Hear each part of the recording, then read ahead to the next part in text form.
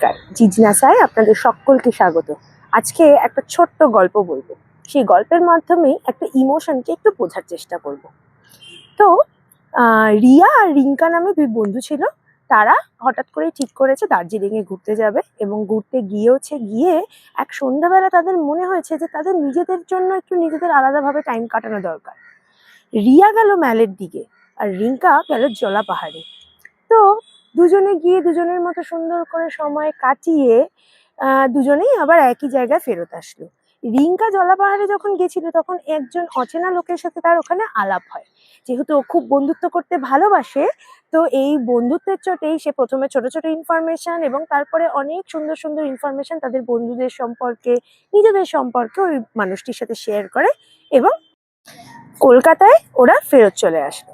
এবং ফেরত আসার পর যখন দেখছে যে ধীরে ধীরে ওই লোকটি তাকে ডিস্টার্ব করছে বিভিন্ন রকম ভাবে, সে আস্তে আস্তে গিল্ট ফিলিং এর মধ্যে ঢুকতে শুরু করলো, এবং ও ডিসাইড করলো একদিন রিয়ার সাথে গিয়ে স্পষ্টভাবে জিনিসটা নিয়ে একটু ডিসকাস করবে।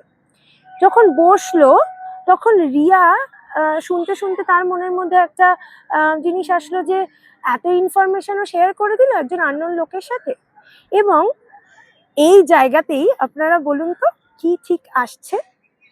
আপনারা আমাদেরকে প্রশ্ন করতে পারেন যে আপনি যদি এই সিচুয়েশনটাতে মধ্যে পড়তেন তাহলে আপনি কিভাবে রিয়াক্ট করতেন। এবার আমি আসি রিয়া এবং রিঙ্কার ইমোশনের জায়গায়। রিঙ্কা তখন অলরেডি গিল্ট ফিলিং এ ডুবে রয়েছে, কারণ সে যখন রিয়ার সাথে শেয়ার করছে তার এক্সপ্রেশন, তার বলার ভঙ্গি, সেগুলো দেখে বোঝা যাচ্ছে সে কতটা গিল্ট ফিলিং এর মধ্যে রয়েছে।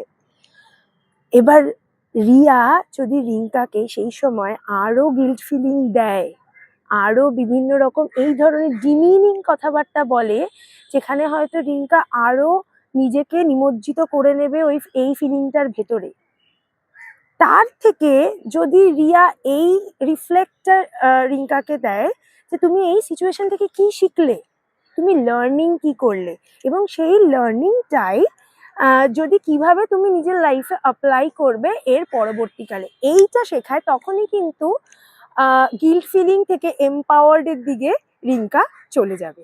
সুতরাং এই ডিফারেন্সটা আমরা নিজেদের মধ্যে নিজেরা তৈরি করতে পারি।